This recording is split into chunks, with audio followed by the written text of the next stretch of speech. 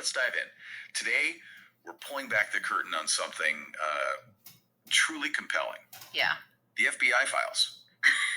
On hip-hop icons Tupac Shakur and the Notorious B.I.G. Mm-hmm. Think of this as your shortcut into a really fascinating, often overlooked chapter of music history. Some surprising stuff in these files. It really is. And what's truly fascinating, I think, isn't just that the FBI was watching, but how. The files really illuminate this kind of profound misunderstanding of hip-hop culture. Right, like they just didn't get it. It seems that way sometimes. They saw this raw expression, artists voicing their community struggles, and somehow interpreted it as a potential threat.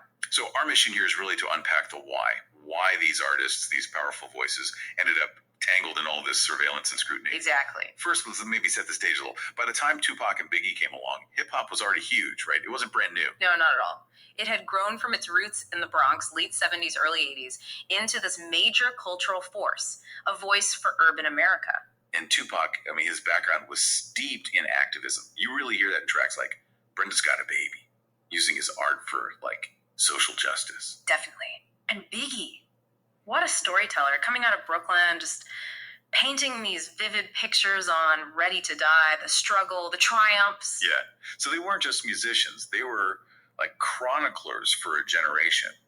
Their music clearly had power, reflecting some harsh stuff. But how did telling stories become seen by the FBI as something more, something threatening? Well, digging into the files, what's striking is how often their intelligence gathering seems to conflate artistic bravado with actual criminal intent. Oh, okay. Taking lyrics out of context. We're just taking them very literally. The Bureau apparently viewed hip-hop as this potential breeding ground for violence. So they essentially weaponized the artist's own words through scrutiny, surveillance. We see mentions of things like wiretaps. Wow. And all this just got ramped up with the whole East Coast, West Coast rivalry. Oh, yeah. That was everywhere in the media. Exactly. And the media often poured fuel on that fire, didn't they? Casting Tupac and Biggie almost like these opposing generals, which really oversimplified things. And that leads us, unfortunately, to the most tragic part of this whole story. The actual events. September 96, Tupac, Las Vegas. Yeah, September 7th, 1996. It was after that Mike Tyson fight at the MGM Grand. He was in a black BMW. Right. Late at night, around 11:30, drive-by shooting. A white Cadillac, the report said. Around 11:27 p.m., yeah. And then it's shocking how quickly the next tragedy followed, just 6 months later. March 9th, 1997. Biggie. Christopher Wallace, this time in Los Angeles. That's right. After an industry party at the Peterson Automotive Museum, he was in a black Chevrolet Suburban. Another drive-by, early morning, right? Just after midnight. About 12:45 a.m. Just eerily similar circumstances. Horrible. So you have these two massive stars gunned down. The police investigations that followed, they seem to hit roadblock after roadblock. Oh, completely. And you can sort of see why when you look at the context. There's the whole complex culture of street life, for starters. Maybe difficult for law enforcement to really penetrate. Understandable. Plus, things like jurisdictional squabbles, LAPD, NYPD, maybe not always sharing information smoothly. That's often a factor in complex cases. And then there was just the sheer amount of media misinformation flying around. Must have made things incredibly difficult. No doubt. And witness reluctance, deep loyalties, maybe fear. Plus, think about the technology back then. This is mostly pre-digital. Good point.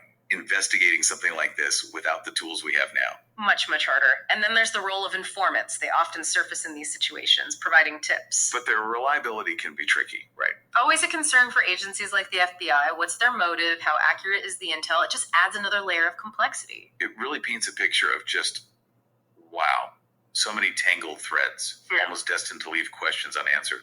Absolutely. You can almost feel the frustration simmering beneath the surface of some of these documents, Dead ends, conflicting reports. But despite all of that, the challenges, the unresolved stuff, their legacies are just immense. Tupac and Biggie still feel so relevant. Undeniably. Their music continues to inspire people. You hear Tupac's Changes, still speaks volumes. Or Biggie's Juicy, that's an anthem. Totally. And people are still digging. Documentaries, insights from people like that former LAPD detective who spoke out. The search for answers continues. Right. It highlights this really complex mix of fame, government surveillance, and this ongoing quest for justice. It's way bigger than just the music industry. So as we wrap up this deep dive, Thinking about these files, this whole story, what's the lasting thought for you, for us listening? Well, I think the story of Tupac and Biggie, especially filtered through these FBI files, it's just a stark reminder, isn't it? That art, particularly art that confronts power or uncomfortable truths, can really provoke a response from authority. Sometimes a very intense, watchful response. Exactly. And it leaves you with this kind of, I don't know, provocative question, maybe. How much of an artist's real story, their truth, is actually shaped not just by their life and their own words, but by these other forces? The ones watching, interpreting, maybe even trying to control the narrative from the shadows. It makes you think about where the artist ends and the surveillance begins.